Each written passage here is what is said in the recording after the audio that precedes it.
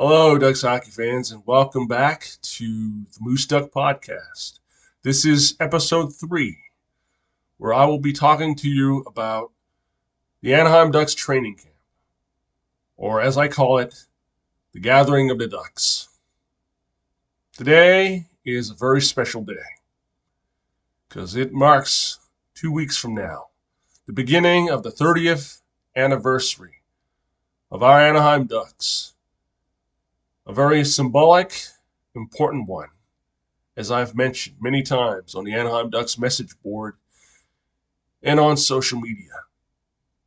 Like most of you, the time for talk and debate is now done. The time for speculation is now over. For the 30th Anaheim Ducks training camp that begins, we will see 63 players from youth, experience, all the way down to newcomers arriving through signings and trades, ready to hone their skills but also to prove themselves worthy of wearing the Ducks D for this historic 30th hockey season in Mighty Ducks Anaheim Ducks history. As I mentioned before, 63 players will be attending this camp. And I know all Ducks fans in the city of Anaheim and all over Orange County, California will be watching with anticipation, optimism, hope, eagerness to see these young players, veteran players, in the future. We know the future is bright. It's the results we would like to see. We are hoping, and I know I am, to see what Ducks head coach Craig Cronin will do for this team that will be rebuilding, but also going through a revival, redemption, to ensure that the mistakes of the past in the previous season of 22-23 will never be repeated again. For these 63 players, 25 of these players are returnees from the Anaheim Ducks 22-23 NHL season. 5 are free agent signings. 5 are camp invitees. 23 Anaheim Ducks prospects. 1 pro tryout player who has signed. And 4 players acquired through via NHL trade. That's a good chunk of players right there. All from different areas, whether it be from free agent signings to returnees from previous season that was disappointing and will be in the back rear view mirror for our team as a whole.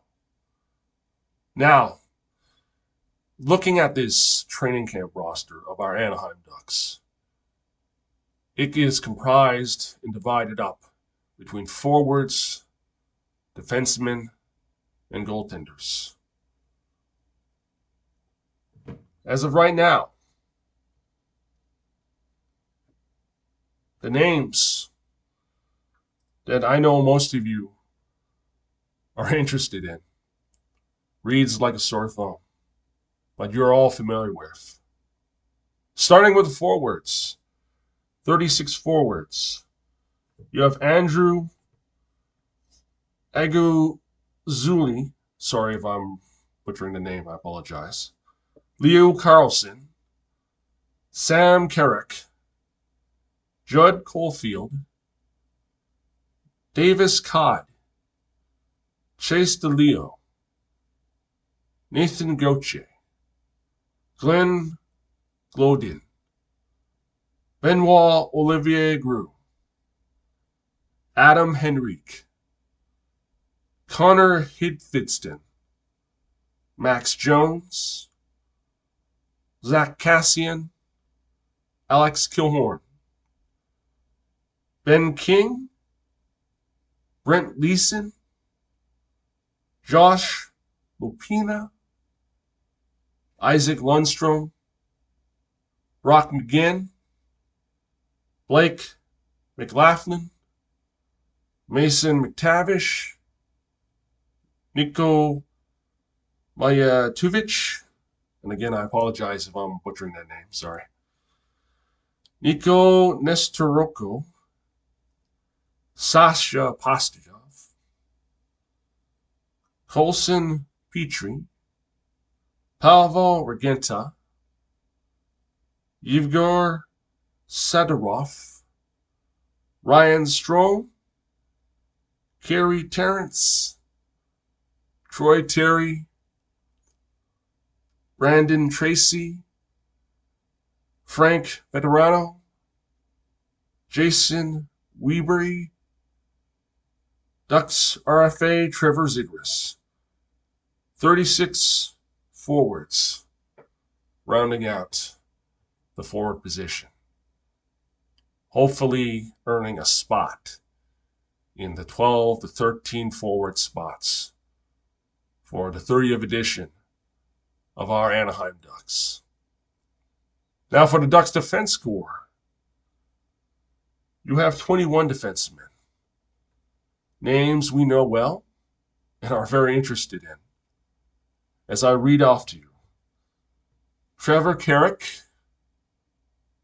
Rodwin D'Amico, Jamie Drysdale, Ducks RFA, Cam Fowler, Ratko Gudis, Robert Haig, Scott Harrington, Drew Hallenson, Tyson Hines, Jackson Lacombe, Tristan Lanoux, Pavel Minchukov, Wojciech Port, Luka Prefecka, again, sorry about if I'm butchering that pronunciation, Connor Smith, Urho Vakanainen, Nolan Warren, Colton White, Nick Wolf, and Olin Zellweger. Those are the 21 Anaheim Ducks defensemen fighting for or earning a spot of the 7 positions, or 6, in the Ducks defense corps. 6 goaltenders will be fighting for a spot for the Ducks' first and second goaltending positions. Now we know John Gibson is a lock to earn the Ducks' number 1 position. So the 6 goaltenders who will be at the Ducks training camp are as follows. Gage Alexander, 6'6". Just want to point that out to all of you. Cullen Kegg, Lucas Dostal, John Gibson, Alex Stalock, and Thomas Sachanek. 6 goaltenders, 21 defensemen, and 36 forwards. That roster is a mix, a good mix of youth, experience, talent, maybe add a little bit of aggression and some skill. Who knows? It's very exciting, but it's also optimistic because, like most of you, I am looking for this team, for our Anaheim Ducks, to be on a path of redemption. We know they're going for a rebuilding year and mode. It's the improvements that count. It's always heartwarming to see this gathering of all these Anaheim Ducks players, from returning to signings to you name it, coming together to to have one single mind focus, unified for a common goal. Many of you are wondering about the contract status of Z-Man Trevor Zegras and Jamie Drysdale. Last I heard, it's still going on. It's still dragging on. So don't be surprised that they're not, well, we should not be surprised or being shocked that they're not on the ice. Also, Mason McTavish is not in the Ducks training camp lineup. Supposedly he's out with an injury. Who knows? I don't like to speculate or wonder what's going on. But one thing is clear to all Ducks fans, including those in the city of Anaheim and all local Ducks fans, is that the gathering of the Ducks is a symbolic start that 2 weeks away, our Anaheim Ducks will be unleashed for their 30th anniversary season. It's important to do this countdown. It's important that we have hope. We support the players. Yes, I know many of you have realistic expectations, but it is what it is. I, for one, would like to see a lot of improvements. Yes, I said a lot because I would rather see guys like Terry, like Fowler, and others not just step up, but also help out with the younger guys. Now, for Z-Man and Drysdale, if they sign their contract, and I hear that the Z-Man is looking at a 3-year bridge deal, I'm looking for them to make some improvements. Do the heavy lifting. Yes, I say the heavy lifting because I feel that this year, this season, being the 30th anniversary season of our Anaheim Ducks in the NHL, these two players need to make important contributions. Not because that they are the faces of the Anaheim Ducks, but they need to ensure that the future must be bright. And the need going forward is our team being consistent and being fun to watch. Now, it'll be very interesting to see how Zegras paired up with Alex Killorn and Troy Terry on the same line, or have Mason McTavish paired up with, say, Alex Killorn and, say, I don't know, the power play or the penalty killing. I'm not trying to speculate. I'm not trying to make predictions. I don't like predictions. I do make predictions a lot, well, a few, because I'm very superstitious. But so many questions, so many answers. All Anaheim Ducks fans would like to have, are very curious going forward. Now, as we count down, it's important that we have hope. We have some optimism. We have something to look forward to. I know that many of us want the best of our team. We want our team to do well. And the names I have pointed out on the list I have here,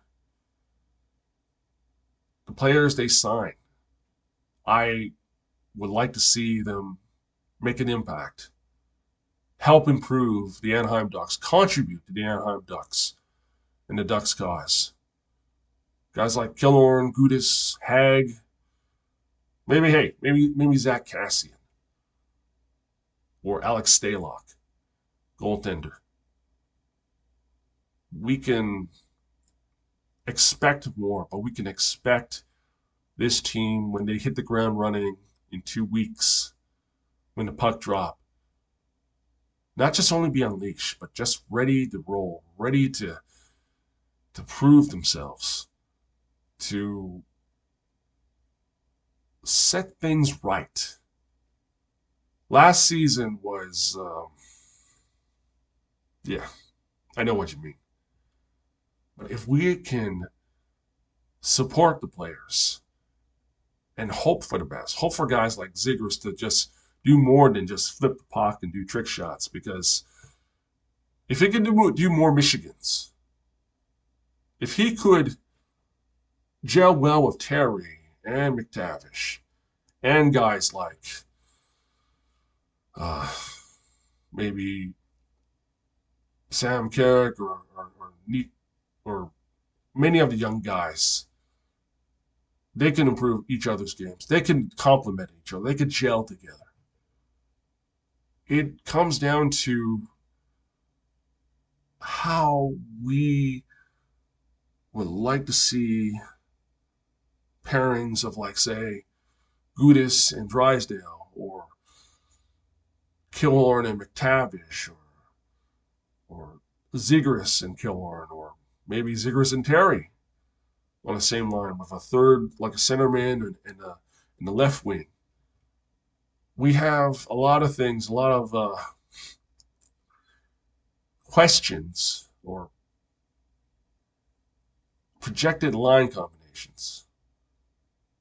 And I know many of you are intrigued by the line combinations as you all ventured to the Ducks practice facility in Irvine, getting seated and looking forward and cheering for the players coming out who will be ready to prove themselves and honing their skills to get ready for the 30th anniversary hockey season. It matters down to having a good start. And what I want from this team, what I'm hoping for, is that the Ducks would have a good, just not just hit the ground running, but also get things going. Get things going from here, game one, all the way to, say, the 30th game. I'm not saying they should go on a 30-game winning streak, because if they did, that would be amazing. But realistically, it's insane. You would have to have like superhuman effort to do what you assume they're going to do. So having all these Ducks players, having all these players coming together is always puts a smile on my face. And I know it's put a smile on all Ducks fans' faces, including those attending. I I'm not gonna lie to you all. I remember 30 years ago looking at the roster of the Mighty Ducks Anaheim Ducks first training camp roster of players, and looking at guys like Guy Bear, Ron Tugdod, and Troy Loney, and Sean Hill, Kazatonov, Tim Sweeney, Patrick Karnback, and many more. Looking at their experience, I'm thinking to myself, and I'm wondering back then if any of us was not expecting the first year inaugural team to have 33 wins and 71 points, the most by an NHL expansion team for nearly 2 to 3.5 decades, until it was broken by a certain expansion team in, say, uh, Vegas. It just makes you wonder, but it makes you appreciate how far this team has come through the 30 training camp rosters and players that they were signed, drafted. And looking at the training camp roster today, it's always got that youthful mix and that veteran experience and the new additions. I know that many of you would always hope for the best. I was hoping for the best 30 years ago. Yes, yes, yes. 30 years ago, a Canadian out on the east coast of Canada, hoping for the best for a team with a funny name on the west coast. But back then, I was looking for a team to cheer. And lo and behold, the Mighty Ducks Anaheim Ducks was it. Maybe I will get to you, or maybe I said it in another video of how I became a Ducks fan uh, in previous videos before. But it is what it is. And hopefully, there will be no drama. I don't like drama in regards to any drama or news, whether it be with players like having issues with contract negotiations or just holding out. It can be a little bit of a disconcerting to our team and lead to questions among Ducks fans because it leads to some rumors and unwanted speculations and issues. But hopefully that will be in the past. And hopefully when day one concludes, I'm sure that all of us will be looking forward to see who impressed us the most and who have the skills to improve. Now, for the players, I have hopes for them. I'm not going to name names. I have hope for these players, for some players, to do what is needed for the Ducks cause. And I'm looking at you, Trevor Zegras. I'm looking at you, Mason McTavish, Troy Terry, Jamie Drysdale. Yeah, I broke my promise a few seconds ago, but hey, this is the podcast. This is my podcast, so why not throw a little curve at you guys? So, speaking of curves or curveballs, as many of you know, and you're all aware, the PWHL, the Women's Pro Hockey League, was formed. PWHL stands for, well, Pro Women's Hockey League. It's basically the successor to the Premier Hockey Federation, which I don't basically watch it. I'm not trying to stir up issues, okay? I didn't have time to watch women's pro hockey. Right? The only women's hockey I watch is at the international level. Team USA, Team Finland, Team Canada. So the PWHL has 6 teams, starting with 6 teams. In Canada, it'll be Montreal, Toronto, and Ottawa. In the United States, it's New York, Boston, and Minnesota.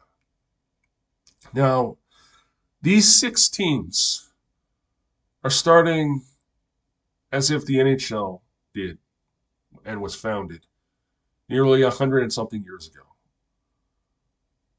The geographic locations of these teams are, you could say, a close flying distance to each other. Montreal, Toronto, and Ottawa, you can basically drive there, fly there. Maybe take you like a half an hour or 2 hour flight. In the US, it's basically New York and Boston. Minnesota, if you look at the map with the hockey map, it's like way up there. So it's something interesting, something that piqued my interest. Now, I'm not going to go on a full rant about PWHL. I'm going to give you the long story short. They named the teams or the locations of their teams. They have not named where they're going to play in the home hockey arenas. The only team to ever do that is Team Ottawa of the PWHL, playing at the TD Arena, I believe, which is the home of the Ottawa 67s. So the PWHL held their draft on the 18th of September. A lot of players were drafted. Some I know who have contributed to the success of Team Canada and Team USA women's hockey, whether it be, say, Emily Clark or uh, Alea Mueller or Jamie Lee Ratley, or I can go on, but it's basically I wouldn't call it a fancy draft. It's basically a national dispersal. How would I put it this way? It's kind of like it's a draft. Okay, it is a draft of talent from USA, Canada, uh, Finland, Austria, Switzerland, Germany, from the international hockey to the what's left of PHF. It all comes down to basically spreading out the talent, creating competitive hockey teams in all 6 markets. Now the question, and yes, I have questions on the PWHL. I'm not a skeptic. I'm not a naysayer or doom and gloom guy. I'm just basically curious. But anyways, my question is, what will the team names be for these 6 teams? Will all 6 teams have names similar to the NHL teams in all the 6 hockey cities? Will it be similar to, say,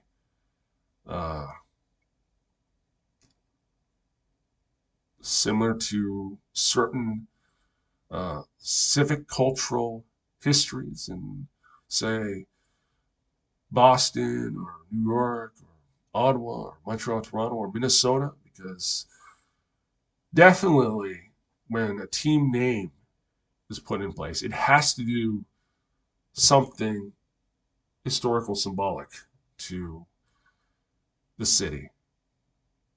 Now, for example, the Mighty Ducks Anaheim Ducks were named after a children's movie, but it was named because, well, Disneyland is in Anaheim, and, well, not to get carried away and sidetracked, but having the team names is something that intrigues me the most. Now, what they talk about is having a 24-game schedule, which I believe you have 12 home and 12 away. Talk about everything, neutral site games, and having like a women's world hockey championship break. It boils down to, say, having this league work, and that is something that will and should be important. Important to not just grow the game, but to expand the game's influence. Now, to do that, the names should be something that is unique, but more than just unique. Different, but stand out. Okay. Something that would capture the attention of the hockey fan. As I go again, back to the Mighty Ducks Anaheim Ducks. Their name, Mighty Ducks, was something that caught my attention. I'm sure it caught all Ducks fans' attention. So it is something that I am very curious to see. Now the question is, and well, I have so many questions. I'm not going to bore with all of you now. Back to the gathering of the Ducks. I believe that there will be a big crowd. Don't know how large it will be. We'll attend or we'll watch the gathering of the Ducks, aka Ducks training camp, seeing all the players, excluding Z-Man, Zegras, Drysdale, and McTavish. Hopefully the Z-Man and Drysdale will get signed ASAP. Because I know it's been dragging along so much. It is just not even funny. What it boils down to is when the puck drops in 2 weeks from now, and all is said and done, we can all just wait, watch, cheer, support, hope for the best. Because all Ducks fans, and I know the Anaheim Ducks, want two things. Well, one thing. And it's in 2 words. Just win. That is all. That ends the podcast. Thank you so much for watching. I hope you guys enjoy the rest of the Ducks training camp. I will be looking forward to see and reading comments on the Anaheim Ducks message board and see and observe the clips of how the Ducks, whether it be the young players, prospects, veteran players, will do. Because we know when training camp begins, another stages begin. And that stage is preseason, which I call stage 2 of the Ducks training camp. So to all of you, I'll see you all soon. Go Ducks!